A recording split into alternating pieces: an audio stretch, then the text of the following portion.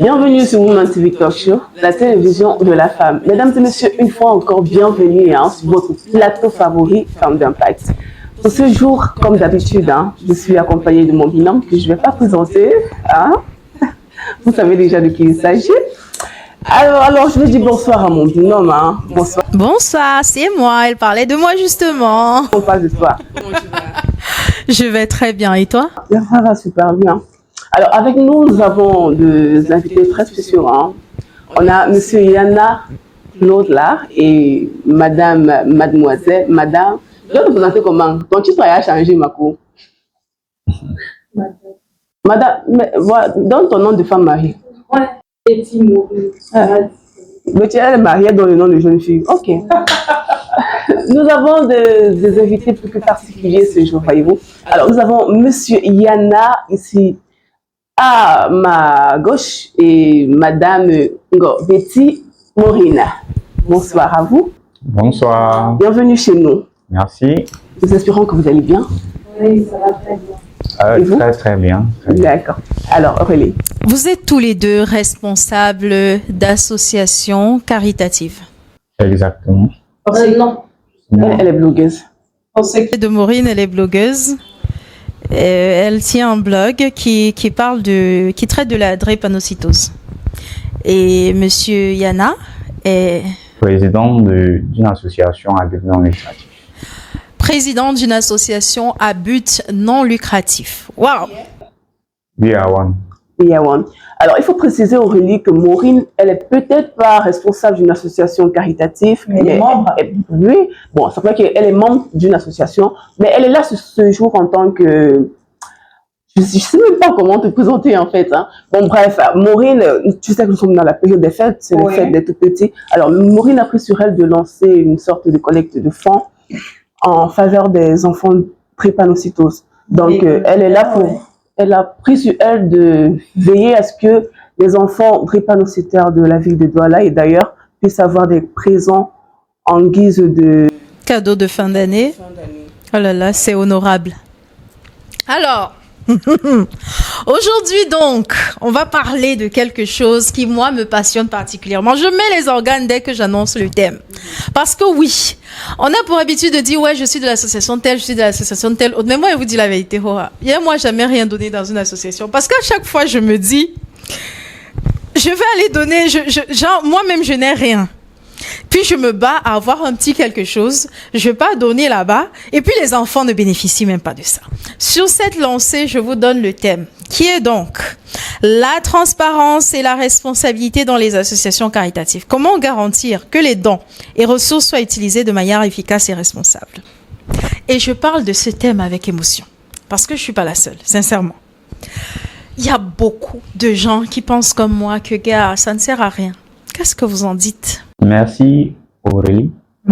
Merci Aurélie pour la question et du thème, bon, beaucoup plus du thème de la thématique de votre émission d'aujourd'hui. En fait, concernant les dons, de façon générale, comme je dis tout souvent à mes différents membres, à mes collaborateurs, c'est le premier orphelin d'abord, c'est nous-mêmes. Ah, ok. Le premier orphelin d'abord, c'est nous-mêmes. Alors, si il faut donner à l'autre, c'est parce que en nous, on a d'abord le besoin de recevoir d'une autre personne. D'accord. Maintenant, quand on demande la transparence, quand les gens nous remettent des dons pour aller de nos tout petits et autres, est-ce qu'il y a une transparence? Quel est l'impact? Qu'est-ce que ça apporte à l'autre, ainsi de suite? Mais même la Bible nous demande, et derrière ça, on acquiert des gratitudes. Oui. Et si il y a l'être qui donne le plus même au monde, c'est le riche. Et c'est lui qui acquiert toutes les gratitudes que l'être humain devrait en avoir. Alors, pourquoi pas le pauvre qui doit donner? Comme la dame qui avait donné la dernière pièce qu'elle avait. Elle donne sa dernière pièce, mais c'est elle que Jésus bénit le plus. Pourquoi pas nous, qui sommes aussi les premiers orphelins? Attends d'abord. Tu es déjà en train de commencer là avec les discours pour nous convaincre de donner, mais tu ne nous as pas dit où ce qu'on donne pas, si ça part vraiment. C'est là la question. Jusqu'ici, on va accorder le bénéfice du doute à M. Yana. L'émission n'est pas encore terminée, hein, on commence à peine, donc on va aller étape par étape si tu veux bien. Bon, moi, personnellement, ce que je fais avec les dons, je fais ça depuis. Oui. Oui, je fais ça depuis parce que j'ai travaillé avec la feu de Lisa Ebobissé qui est décédée. Ce qu'on faisait, nous, avec nos dons, on a une base de données. Tous ceux qui donnent, on les enregistre. C'est important déjà pour être transparent. Parce que vous savez, comme vous le dites, moi-même, j'ai été victime de ça. Avant que je me lance dans la vie associative, je me suis rendu compte qu'en fait, ce que je donnais n'arrivait pas. Ou je ne voyais pas où ça allait. C'est pour ça que nous, ce qu'on fait, moi, ce que je fais avec mon équipe à mon niveau, tous ceux qui donnent sont enregistrés. Le nombre d'enfants à qui on doit donner doit être enregistré. Donc, je ne vais pas donner à quelqu'un que je ne vois pas, ou quelqu'un qui n'est pas là ou non, parce que non.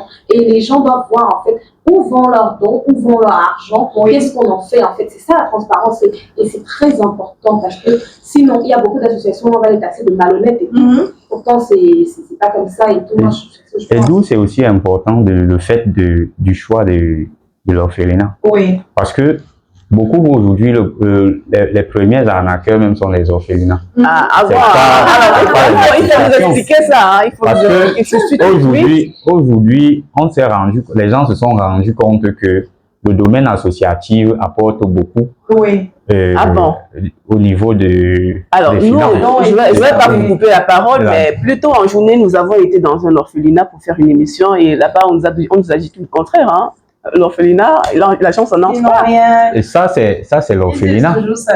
Ça, c'est l'orphelinat. Mais est-ce que les promoteurs des associations ou bien les promoteurs de ces orphelinats prennent en charge vraiment ce qu'ils ont dit, qu'ils respectent vraiment leur cahier des charges, en fait. C'est ça la question qu'il faut se poser. Parce que lorsque on est promoteur, premièrement, d'une association que nous sommes, il faudrait une transparence, comme l'a si bien dit Maureen. Il faudrait une transparence. Je prends une anecdote de l'année passée, notre 4e édition en 2023, parce qu'on fait une fois l'an, en fin d'année beaucoup plus. Lorsque les gens nous envoient des dons, que ce soit en nature, que ce soit financier, que ce soit même en assistance, on a un PV qu'on graisse à la fin, parce que après la remise des dons, on fait une réunion, on fait une assemblée générale à la fin, et puis il y a un PV qu'on ressort, que notre secrétaire général ressort de tout ce qui a été fait, tout ce qui a été reçu, tout ce qui a été dépensé, tout le monde qui a été présent. S'il y avait des invités, tout est graissé. Ce qui fait que, à la demande d'un donateur, par exemple, on a pris l'initiative, ça fait déjà 3 ans, de faire des billets d'aide qu'on envoie. Et quand on envoie, c'est tout un dossier. Surtout auprès des entreprises ou des hommes d'affaires et autres, des gens vraiment, des donateurs vraiment huppés, si je peux dire ça comme ça. Il faudrait qu'on dresse un dossier bien. Il faut un PV pour prouver ce que vous avez, vos références et tout, pour que quelqu'un puisse avoir confiance. Parce que dans ce sens-là, comme vous l'avez si bien dit, que les gens font confiance aux associations qui partent donner, parce que certains acquièrent souvent, prennent souvent des dons et après, comme on dit, il faut de la filouterie. Tape des tangentes. Si les gens continuent à penser que non, ayant une association, on va se cacher derrière ça pour être riche, c'est du n'importe quoi. C'est pas l'association qui est même une malédiction, ça. Vous devez donner ce que vous avez avec tout un cœur. Donc, si les gens créent des associations, c'est pour s'enrichir et tout, c'est du n'importe quoi, ça ne sert à rien. Moi, je reste dans ton poids et tout, ça ne sert à rien. Moi, ce que je fais, je suis moi-même malade des panneaux, mais je prends mon argent sur moi pour donner aux autres. C'est pas parce que j'en ai trop, mais c'est parce que je connais la difficulté que ces enfants-là ont, les difficultés qu'ils vivent au quotidien. Et je donne, c'est comme ça en fait. Si tu donnes aux gens et puis tu attends de récupérer derrière, ça ne sert à rien. C'est le banditisme. T'as l'air tellement transparent. Sauf que moi, j'ai vécu une très mauvaise expérience. Je vais vous raconter. Il y a de cela, déjà, je m'étais toujours dit, si j'offre mon argent à quelqu'un, ça doit être de ma main à sa main. Un peu comme les gars qui sont assis en bordure de route. C'est beaucoup plus à eux que moi, je fais des dons. À un moment, je me suis dit, pour une fois, je vais déroger à la règle. Donc, il y a eu un problème à Boya. Je sais plus trop c'était quelle année exactement, l'année passée ou surpassée. Et puis, il y a quelqu'un qui s'est proposé comme ça de réunir des fonds, de réunir des vêtements, tout ce qu'il pouvait avoir pour envoyer à ces gens-là parce qu'ils étaient à la rue carrément. L'eau était partie avec leur maison. Je me rappelle plus trop clairement de l'histoire. Et donc, à ce moment-là, je me dis, ouais, c'est l'occasion ou jamais. Au moins, comme ça, sûrement, je sais qu'on va directement aider ces gens-là. J'ai pris mes 10 000 et j'étais foirée. J'ai pris tous les vêtements que je ne mettais plus. J'ai pris, et mes vêtements, pour la plupart, c'est des vêtements, s'il faut les revendre, il va les revendre cher. Parce que la plupart, c'est des vêtements cousus. J'ai très rarement des vêtements achetés. C'est des vêtements cousus, c'est des trucs. Donc, c'était vraiment des trucs encore bien. J'ai évité les vêtements qui étaient déjà, je vais qualifier d'usés. J'ai pris tout ce que je pouvais. Nourriture, j'avais du riz à la maison. Vu que je ne cuisine presque jamais, tout ce que j'avais, j'ai réuni, j'ai envoyé. Jusqu'aujourd'hui. Je sais pas. Aucun retour. C'est malheureux, ça. Je me suis dit, ok, ça va alors. Comme j'ai décidé. Mais il faut que moi je comprenne. Et si Jade ne comprend qu'on ne peut pas avancer, tu n'as pas eu de retour. Est-ce que tu as essayé? Comment est-ce que tu as fait pour faire On était dans un groupe. On était nombreux dans le groupe. Je suis sortie du groupe à un moment donné, peut-être 4 mois après, les gens sortaient. Je suis aussi sortie. Je dis, aucun retour, aucune suite. On s'est même mis à bavader. Le créateur du groupe lui-même à l'avoir quitté le groupe. En fait, c'est ça le souci. Moi, je comprends sa petite expérience. C'est ça le souci, en fait. Que voilà, vous faites des choses et tout, il y a des indications. Et puis après, il n'y a pas beaucoup vers les personnes. C'est ça qui rend les personnes frustrées. Même dans ma propre famille, il y a des gens qui vont dire, ok, toi, je suis malade, je suis ma soeur, je vais t'aider parce que je suis ma soeur. Oui. Mais les gens là-bas, je ne les connais pas ou je ne sais pas peut-être ce qu'ils font. Sauf si tu me ramènes la personne, je l'aide direct. Je sais que je suis en train de C'est pour ça que moi, je sais quoi aux gens, je les demande de venir participer à ces événements-là, à ces activités-là qu'on organise pour les enfants malades, à tout ça. Donc, venez voir de vos yeux si vous voulez vraiment vivre l'expérience. Mais sinon, je comprends parfaitement. Et c'est traumatisant. C'est vraiment. Et quelqu'un comme ça ne va plus aider, elle va dire que non, ça va me filer ce quelqu'un. Même si on dit que le Cameroun, il y a le bon Cameroun là, la lame entre le poulet. Je vais venir te trouver. C'est le folklore. Je te donne les amis. C'est le folklore. Et c'est ce qu'on dit souvent, en fait, c'est les initiatives spontanées au niveau de l'aide, souvent, c'est à beaucoup réfléchir, en fait. Parce que lorsque nous avions lancé notre initiative en 2019, c'était de façon amicale entre nous. Donc, un peu comme des petits forums WhatsApp, on a dit pourquoi pas transformer, faire des... Après, moi, je suis curieuse. Hein. C'était les chômeurs du quartier ou c'était les... Et déjà, entre nous, comme vous êtes en train de poser des questions, nous sommes des chômeurs, il y a des chômeurs, des travailleurs. Au jour d'aujourd'hui, certains travaillent, même entre nous, même on s'aide. Bon, à force d'aider, Dieu vous a béni là. Donc, du coup, il faudrait comprendre que ce ne sont pas des choses qu'on se lève le matin, on se met à faire. Et il faut, en toute chose maintenant, il faut un canevas. Il faut un suivi, il faut... En fait, tout doit être tracé. En fait. Même la façon dont on va avoir, on doit aller rencontrer des gens. Ça doit se préparer. Ça se prépare. Il ne faudrait pas qu'on se lève le matin. Et moi, pour vous dire vrai, à un certain moment, lorsque je n'ai pas eu à être au départ de l'initiative, je donne juste des idées. Et puis, les autres qui ont été là, il faudrait qu'ils suivent. Parce que vous pouvez aller rencontrer une personne si vous n'étiez pas là au départ. Une personne vient vous rencontrer, il va vous dire quelque chose qu'il ne maîtrise pas. Et à la fin, il ne peut pas capturer votre émotion, en fait. Et il ne peut pas vous pousser à prendre et donner. Quand quelque chose vient du cœur, même l'explication d'une initiative, ça permet à ce que des gens prennent, ils vous font confiance, ils vous appellent pour pouvoir participer à votre événement. Il y a des gens, il y a des souvent sur notre page Facebook, des gens qui viennent souvent poser des questions. Si à quand les prochains non. J'ai ma donatrice quand même là. Hein? Franchement, il faut dire que c'est quelque chose de... C'est délicat. Oui, c'est délicat. Moi, je suis arrivée à un stade où, quand je suis sur les réseaux, je vois quelqu'un qui dit avoir un problème, genre je suis bloqué dans un hôpital ou machin. Si tu as mis un numéro, tu n'as pas de téléphone Android, ça va. Parce que je dois te faire un appel vidéo. Je dois te voir dans la position dans laquelle tu dis que tu es. Tout le monde a un téléphone Android.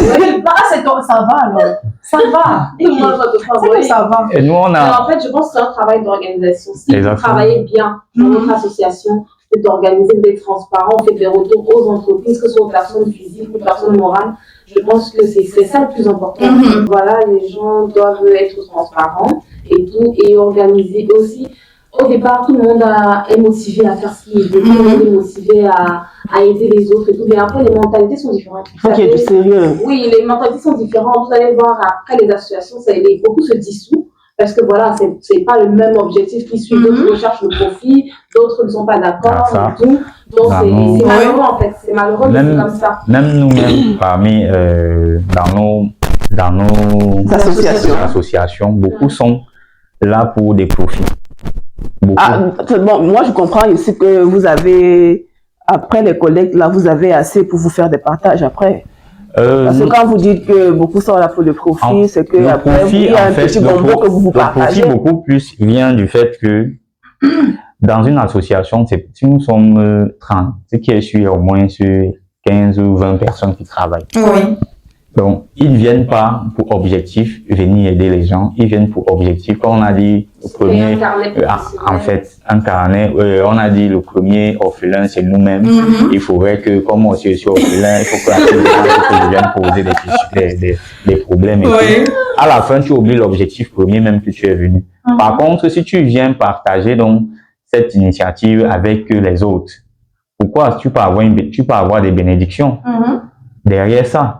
En étant honnête, en étant transparent avec les autres et sans toutefois être hypocrite ou égoïste, parce que il faut vraiment donner à ses enfants avec le cœur. Et nous on a pris on a pris l'initiative de changer les thèmes chaque année. Alors, le thème de cette année c'est quoi? Le thème de cette année c'est 1 minute. Donc c'était une question piège. Bon, en attendant d'avoir le thème de cette année, franchement, moi, ce que je vais dire, c'est que, à la longue, on commence à avoir vraiment du mal à aider. Principalement parce que les gens se sèvent de la fibre sensible des autres pour se faire de l'argent. Tu vas voir quelqu'un qui va poster sur Facebook, voilà mon pied, voilà machin, aidez-moi, j'ai besoin de tel montant pour me faire opérer. Tu as pitié, tu te dis que tu es en train de sauver une vie. Pourtant, la photo en question vient peut-être du Paraguay là-bas. Et puis, la personne, elle est extrêmement bien portante. D'ailleurs, elle vit même mieux que toi. Tu vas prendre de tes dernières économies pour lui envoyer parce que tu te dis qu'elle en a besoin, pourtant absolument pas. Donc, à un moment donné, ça devient extrêmement délicat, franchement. Bon, en tout cas, moi, ce que j'ai compris, c'est que il faut aider. En tout cas, moi, je regarde parce que moi, j'aide tout le monde, que ce soit les drépano, les non-drépano, les orphelins. J'ai pas de soucis. S'il y a plusieurs associations qui me contactent et tout, je suis transparente, j'aide tout le monde. Mais aussi, il faut aider en même temps réfléchir. Comme elle dit, si quelqu'un vous pose un problème, essayez de chercher, enquête. Moi, j'enquête souvent sur les malades qui viennent vers moi. Oh, j'ai pas de travail, j'ai pas de médicaments, est-ce que tu peux m'envoyer? Il faut voir, parce qu'il y a des repas qui sont accros à ces médicaments-là. Donc, ils te demandent pas ça parce qu'il a mal, mais parce qu'il veut se doper, en fait. Il faut faire une enquête et tout. Moi, c'est ce que je fais, en tout cas. Et c'est très important. Très important. Mais sinon, j'ai pas de soucis. Mais le monde est très malheureux et on va pas changer les gens. Les gens ne vont pas aussi nous changer. Nous, on va toujours aider. Mais c'est comme ça. Alors, moi, je suis tout à fait d'accord avec elle. Hein. Tant qu'on peut aider, il faut le faire sans. C'est vrai qu'il y aura toujours des mauvaises expériences. Mais bon, il faut se dire que si je peux aider, si ça peut aider 1 ou 2 personnes, il faut le faire. C'est le geste en fait qui compte. Même si c'est une personne que tu aides, ça va. Et je vous assure, c'est ça un plaisir pas possible lorsque vous... Ça a un goût là. Vous savez quelque chose. Quand je sais que tu as vraiment aidé. Moi, je dis vrai, je me sens satisfaite de voir que il y a quelqu'un qui n'avait pas de maison ou pas de vêtements, qui ne parvenait pas à manger et il se sent mieux grâce à moi. Mais me dire que quelqu'un allait super bien et il m'a fait croire qu'il n'allait pas bien, je me sens mal, je me sens bête, je me sens... Alors, ce genre d'expérience, Aurélie vient là justement. Ce genre d'expérience vient là pour te permettre d'être plus vigilante, plus prudente à l'avenir, en fait. C'est pour ça que maintenant, je fais des appels vidéo. Et vous savez, même les appels vidéo, là, parfois, Avec l'intelligence artificielle, ça maintenant, marche. tout, hein. On fait Non, tout. si ce n'est pas toi, je vais Non, savoir. mais si, là, ne dis pas les choses pour dire, hein. On fait le test là maintenant, hein, monsieur Yana. On fait le test. Tu vas réaliser quel miracle pour me présenter un pied amputé ou bien totalement blessé ou bien tu vas faire ça. Mais vous êtes sans Justement, tu parles d'appel vidéo. Vous êtes sans ignorer que lorsque quelqu'un vient vers vous et qu'il a un problème, c'est quelqu'un qui s'est préparé. Non, si tu viens vers moi, je prends un exemple. Tu me dis, je suis à la rue. J'ai fait ci, j'ai fait machin.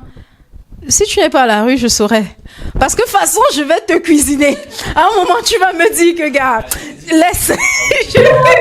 À t'écouter, vraiment, vous avez été victime. Non, mais sérieux, trop de fois. Elle a le mal de ça. Moi, je la comprends pas. En fait, j'invite toujours ce genre j'invite le genre de personnes à souvent participer. Oui. À participer dans les événements. Lorsque nous, on envoie souvent des billets d'invitation, la majeure partie, c'est d'inviter les gens à venir participer, à voir comment ça se passe, à toucher du doigt la chose. Oui. Et nous, on prend beaucoup de temps pour pouvoir trouver l'orphelinat. Mais on traite beaucoup plus avec des orphelinats qui sont reculés. Oui. Et c'est pour cela qu'on choisit beaucoup Yaoundé. Non, hormis du fait que notre siège est à Yaoundé, on choisit Yaoundé parce qu'il y a des villages, il y a des associations dans des villages. Ouais. Si vous vous rappelez l'année, je crois, l'année passée, on a fait les dons 2 fois. On avait fait les dons en Como. Oui. Il y a un moment, Maman Marie, elle a plus de 100 ans, elle a plus d'un siècle. Elle garde les enfants là en Como. C'est pas à nous, maintenant que Vision 4, autant pour moi, est passée, c'est pas à nous qu'un média de la place a profité pour faire connaître l'association en question et pour faire connaître l'orphelinat en question et faire recueillir des dons afin qu'on puisse construire, parce que vraiment quand nous sommes arrivés là-bas, c'était vraiment... La route était impraticable. Pas la route où des enfants vivent, je vous assure. Il y a quand même la route là-bas. C'est en Como, c'est en plein Yaoundé. Mais où les enfants vivent vraiment, je vous assure, si vous regardez uniquement les photos... Dans un état de délabrement avancé. C'est piteux. Ouais. C'est vraiment pas agréable. Et vous vous demandez comment ces enfants vivent en pleine santé. Ils sont joyeux. Quand ils nous avaient vus, je venais voir, et le thème de l'année là, c'était le sourire de l'orphelin. Ouais. Et le thème qui suivait bien après, bon, c'était une facture impayée pour une personne. Là-bas, on avait fait à l'hôpital central de Yaoundé. On était allé aider les gens qui étaient en difficulté de paiement des factures, de règlement des factures. Et ce jour-là, j'ai été heureux du fait qu'on avait aidé une maman qui avait son fils qu'on devait opérer. Elle n'avait pas tous les moyens nécessaires. Bien qu'on était parti faire une analyse. Une précise. Oui, on a fait des sondages, on a pris des montants qu'on pouvait venir solder, en fait. Mais ce jour-là, c'était spontané. On a préféré, avec ce que nous-mêmes on avait cotisé, on a préféré aider la maman en question. D'accord. Et bien après, vraiment, c'était waouh. Même l'enfant on a attendu jusqu'à l'opération. C'était fini, on s'est filmé avec l'enfant et c'était vraiment beau et c'était bien. Alors, on est arrivé au terme de cet échange. On va sortir sur cette question qui est celle de savoir comment est-ce que vous estimez qu'on pourrait se protéger de ces fausses associations, de ces fausses collectes ou de ces fausses détresses. Alors moi, ce que je veux, c'est de faire les enquêtes. Oui. Faites une enquête de moralité sur la personne. Faites une enquête sur ce que vous voyez. On fait les appels vidéo. Les appels vidéo. Allez dans les hôpitaux, si quelqu'un vous dit allez chercher, allez dans les hôpitaux. Moi, je vais dans les hôpitaux souvent pour voir les enfants malades. Moi, je suis plus dans la sensibilisation contre la drépanocytose. Mais ça n'empêche pas que si je vois un autre cas, mais je vérifie quand même. Faites des enquêtes, allez sur le terrain. Et aussi, si votre cœur ne vous dit pas que ne donnez pas parce qu'il faut donner. Non, pas du tout. Parfois, c'est le cœur qui oriente vers ce qui est vrai. Il faut donner parce que votre cœur vous dit voilà, donne, voilà. Mais si ton cœur te dit non, ne donne pas, même si tu as, si ton corps ne te culpabilise pas, ne le fais pas. Parce qu'après, tu vas donner comme ça va peut-être un faux truc et tu vas te transformer mal après. Donc, faites des enquêtes, c'est important. Il faut faire des enquêtes sur les personnes, même si c'est une association. Chercher à faire des enquêtes sur les personnes, les moralités des personnes, comment ils sont et tout. C'est important pour essayer de vous protéger. C'est ce que moi, je peux vous conseiller. Sinon, c'est pas facile.